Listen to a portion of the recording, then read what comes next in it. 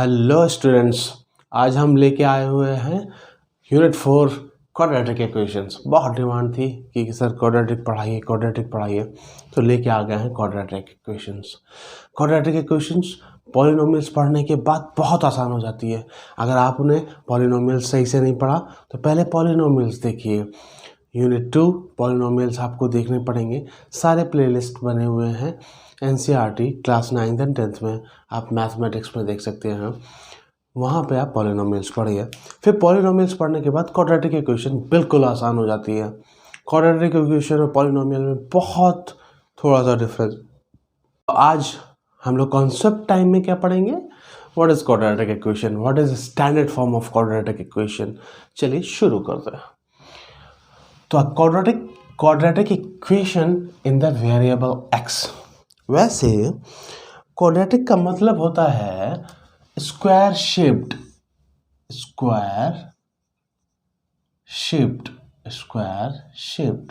जो स्क्वायर के शेप में हो। ठीक है, इसमें क्या है, इसमें पावर जो है, अगर वेरिएबल एक quadratic equation in the variable x, अगर वेरिएबल बदल भी सकते हैं, x भी हो सकता है, यहाँ पे y भी हो सकता है, z भी हो सकता है, u भी हो सकता है, v भी हो सकता है, t भी हो सकता है। तो वेरिएबल पे डिपेंड करती है कि क्वाड्रेटिक इक्वेशन किस वेरिएबल में है। सिर्फ एक ही वेरिएबल इसमें होगा। जैसे अगर ये हम देखें, ये होता है ax² plus bx plus c। ये हमने बार बार पढ़ के रखा है। और इक्वल्स टू 0। इक्वेशन का मतलब there should be a equal sign. तो इक्वल साइन होना बहुत ज़रूरी है। ax² plus bx plus c, where a, b and c are real numbers होने चाहिए। a जो इसके कोफिशिएंट है, इनको कोफिशिएंट बोलते हैं, और इसको कांस्टेंट बोलते हैं। और ये आपका वेरिएबल है, और वेरिएबल की हाईएस्ट डिग्री कितनी है? 2। That is why it is a quadratic equation. अगर इसकी ये ना होता तो ये होता तो लीनियर इक्वेशन हो जाती। Quadratic equation is because the degree of the equation is 2। मतलब जो वेरिएबल हुआ है उसका मैक्सिमम डिग्री कितनी है? 2 है। That why it is a quadratic equation. और एक बहुत इंपॉर्टेंट बात है, जो x² का कोफिशिएंट है, यहाँ पे a लिखा हुआ है, ax² का कोफिशिएंट है, वो 0 नहीं हो सकता। अगर वो 0 हो गया तो क्वाड्रेटिक इक्वेशन नहीं रही। तो अगर ये हम मान लें a 0 कर दें तो क्वाड्रेटिक इक्वेशन नहीं रहेगी। ये चीज़ समझनी ज़रूरी है। b और c में कोई भी 0 हो सकता है, ऐसा कोई शर्त नहीं रखी। शर्त क्या है? a should not be equals to 0। a 0 नहीं हो सकता, बस इतनी शर्त है। ये आपको समझना पड़ेगा। एग्जाम्पल क्या हो सकते हैं कि क्वाड्रेटिक इक्वेशन अभी पहचानने को क्वेश्चंस आएंगे, तो कैसे पहचानेंगे? पहले हम एग्जाम्पल को देख लेंगे। तो ये जैसे 2x² प्लस x माइनस 300, ये भी क्वाड्रेटिक इक्वेशन है। अगर मैं कहूँ 6x² minus 4x plus 100 equals to 0, यहाँ इक्वल्स टू 0 होना ज़रूरी है। तो पॉलिनोमियल और क्वाड्रेटिक इक्वेशन में क्या डिफरेंस है? ये देखिए, अगर एक कोई पॉलिनोमियल है px, ठीक है, इसको अगर हम इक्वेट कर दें, इक्वल्स टू 0 कर दें, मीन्स इसकी जो वैल्यू है 0 कब होगी वो देखे, उस फॉर्म में अगर लिखे तो उसको हम क्या कहेंगे? Quadratic equation. px पॉलिनोमियल था, इक्वल्स टू 0 कर देंगे तो उसको क्वाड्रेटिक इक्वेशन कहते हैं। अब एक बात आती है, what is standard form of quadratic equation? Standard form क्या होता है?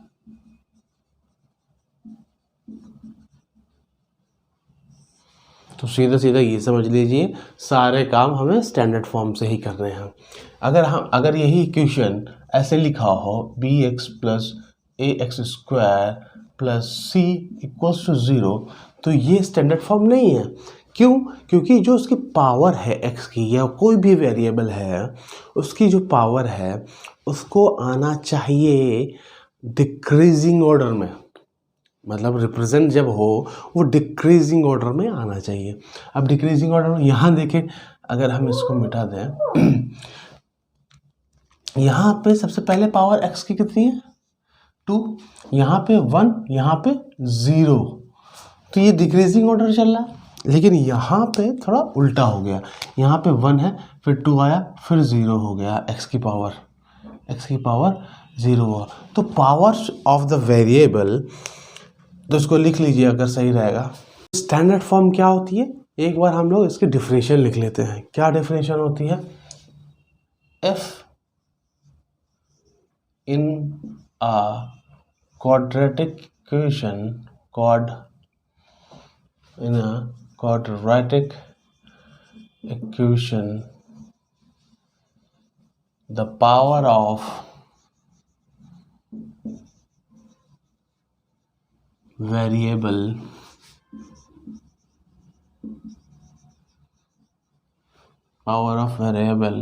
is in decreasing order।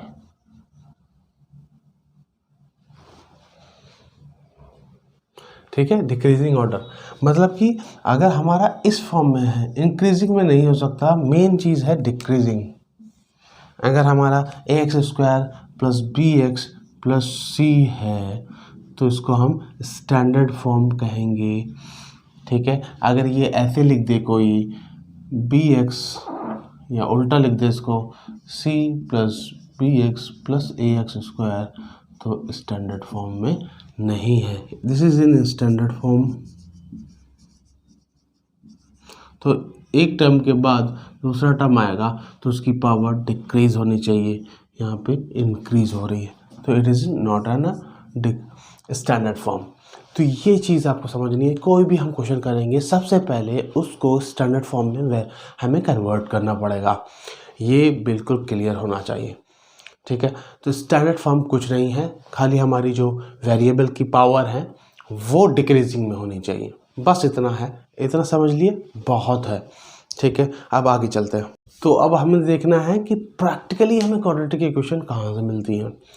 Quadratic equation को हम कैसे बनाते हैं, मतलब वर्ड्स में हमें एक प्रॉब्लम दी गई है, अब हमें उससे रिलेटेड क्वाड्रेटिक इक्वेशन बनानी है, फिर उसको सॉल्व करनी है, ये सारी चीज़ें देखेंगे। लेकिन पहला जो टॉपिक है उसको क्वाड्रेटिक इक्वेशन बनाना समझना हमें आना चाहिए। देखिए शुरू करते हैं। अब इसमें क्वेश्चन है, charity trust decides to build a prayer hall बनाना चाहती है, मतलब पूजा स्थल बनाना चाहती हैं, having a carpet area 300 square metre, carpet area 300 square metre का वो बनाना चाहती है एक प्रेयर हॉल। ठीक है, अब क्या दिया हुआ है, उन्होंने सीधा लेंथ और ब्रेथ नहीं दी हुई है, एक रिलेशन दिया गया है।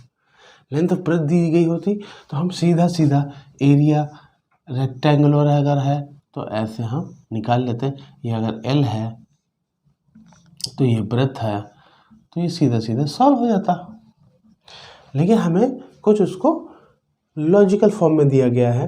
लॉजिक क्या है, carpet area with its length के बारे में आप कहना शुरू कर रहा है। क्या कह रहा है, 1 मीटर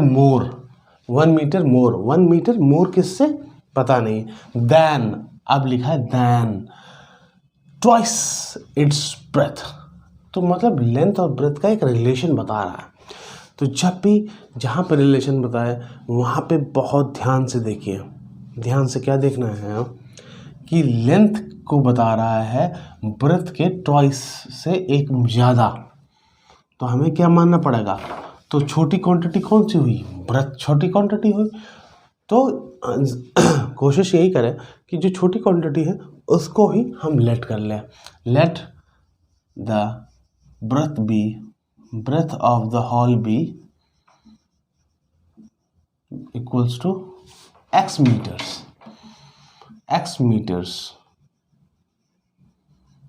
ठीक है, x meters ये हमने मान लिया। अब लेंथ के बारे में तो लेंथ कितनी होगी, ट्वाइस करो पहले इसका, ट्वाइस द ब्रेथ प्लस 1, तो ट्वाइस ब्रेथ का कितना होगा 2x, और उसमें एक जोड़ देंगे तो ये हो जाएगा मीटर्स।